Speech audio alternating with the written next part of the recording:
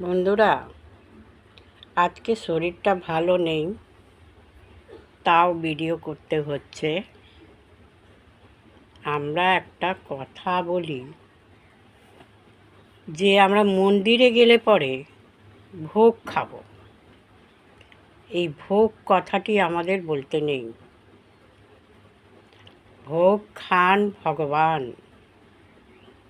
আমরা যে প্রসাদটি চাপাই সেটা ভগবানের জন্যে ভোগ হয়ে যায়, আর আমাদের জন্য প্রসাদ হয়ে যায়। তা আমরা প্রসাদ পাই। যাই হোক, আমরা তো অনেক কিছুই জানি না, বলে ফেলি ভুলবশত। ভগবান আমাদের ক্ষমা করবে, এই হচ্ছে কথা।